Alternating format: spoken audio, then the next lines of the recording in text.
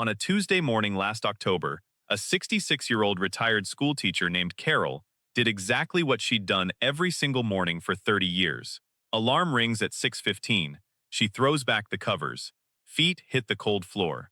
She's up and walking to the kitchen before she's even fully awake, coffee maker already gurgling behind her. 20 minutes later, her daughter found her on that kitchen floor, conscious, gray in the face, one hand gripping the counter like it was the only solid thing left in the world. Carol didn't have a heart condition anyone knew about, no warning signs, no family history anyone had flagged. She walked her dog every evening without a problem. On paper, she was fine. And that's exactly why this story should unsettle you. Because here's something almost nobody tells people over 60. The first 3 hours after you wake up are statistically the most dangerous 3 hours of your entire day for your heart. Not the afternoon, not late at night when you'd expect your tired body to struggle. The morning, right when you feel sharp, rested, ready to start your day. I'm Dr. Eric Wells. I've spent over 2 decades in cardiology, and if there's one pattern I've seen repeat itself in exam rooms more than almost anything else, it's this. Patients who did everything right for years, then had an event before 9 a.m. that nobody saw coming, not because they were unlucky, because of 4 habits. 4 completely ordinary, completely automatic morning habits that millions of people over 60 repeat without a second thought. By the end of this video, you'll know exactly what those 4 habits are, why your heart is uniquely vulnerable to them after 60, and this is the part I want you to stay for, the exact sequence I give my own patients to follow tomorrow morning that costs nothing and takes less than 10 extra minutes. I'm going to save the 4th habit for last, because in my opinion, it's the one doing the most silent damage, and almost nobody connects it to their heart at all. Before any of that, though, you need to understand what's actually happening inside your body between the moment your eyes open and the moment your feet hit the floor. Because once you see this, you'll never look at your morning the same way again. While you sleep, your body drops into a kind of low-power mode. Blood pressure falls, heart rate slows, everything downshifts into repair and recovery. Quiet, calm, almost like a house at 3 a.m. with every light switched off. The second you wake up, that switch flips. Hard. Doctors call it the morning surge. Your heart rate climbs, your blood pressure spikes, sometimes by 20, 30 points within minutes. Cortisol, your main stress hormone, floods your bloodstream at its highest level of the entire 24-hour cycle. And on top of all that, after 6 to 8 hours without a single sip of water, your blood is measurably thicker, stickier, slower moving, almost like syrup instead of water flowing through a hose. In a younger body, with flexible arteries and a quick adjusting nervous system, this surge is manageable. But after 60, your arteries have naturally stiffened. Think of a garden hose left out in the sun for 20 summers. It still works, but it's lost its give. It cracks under sudden pressure instead of flexing with it. That's what I call the morning storm. This collision of rising pressure, stress hormones, and thickened blood happening inside a system that's lost some of its flexibility to absorb the shock. Now add a habit on top of that storm. One habit that spikes your pressure even further, at the exact worst possible moment. That's habit number 1, and it happens before you even leave your bedroom. It's jumping out of bed the second your alarm goes off. You know the motion. Alarm rings. You're up in 3-4 seconds, straight to the bathroom or straight to the kitchen. It feels efficient, feels like a habit of a disciplined person, honestly. But here's what's happening inside you when you do that. When you're lying down, gravity distributes your blood evenly through your body. The instant you stand, gravity pulls a good portion of that blood straight down into your legs. Your heart has to work, immediately, without warm-up, to push blood back up against gravity to reach your brain. That's a sudden demand on a heart that's already dealing with the morning surge I just described. Have you ever stood up too fast and felt the room tilt for a second? Dark spots in your vision? A wave of dizziness that made you reach for the dresser? Most people shrug that off. Just getting older, they say. I'd push back on that. That dizziness is your cardiovascular system telling you in real time that it could not keep up with the demand you just placed on it.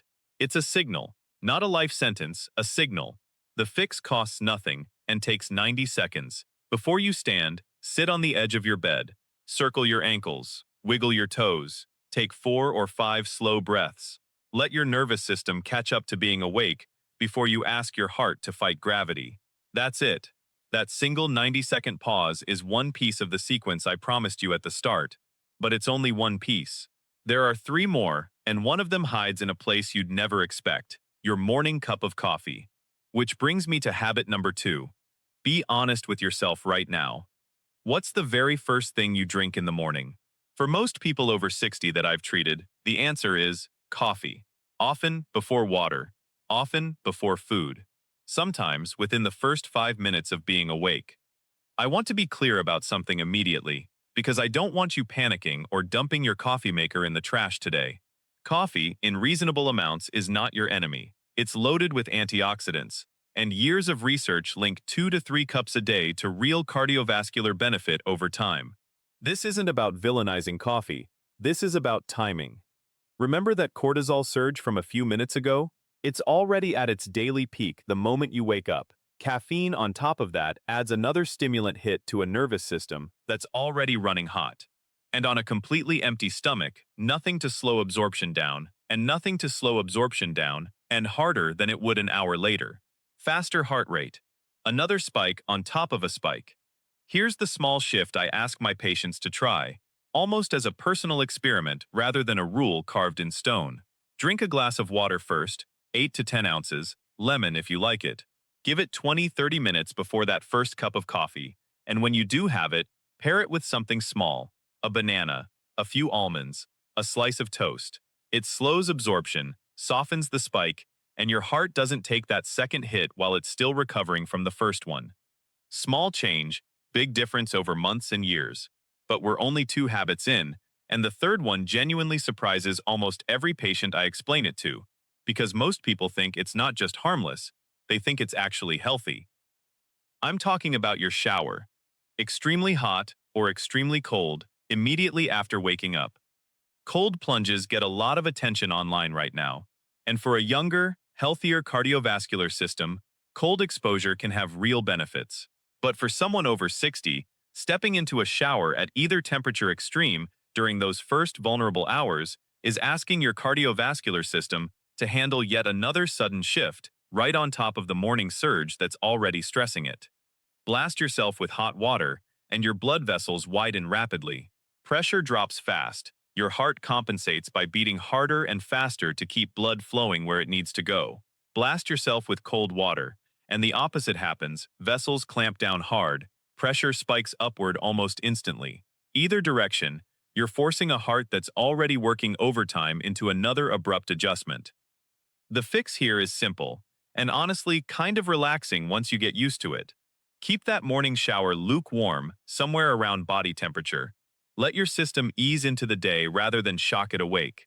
If you enjoy finishing cooler, fine. Just taper down gradually instead of flipping straight to cold. 3 habits down. Sitting up too fast, coffee on empty stomach, shower extremes.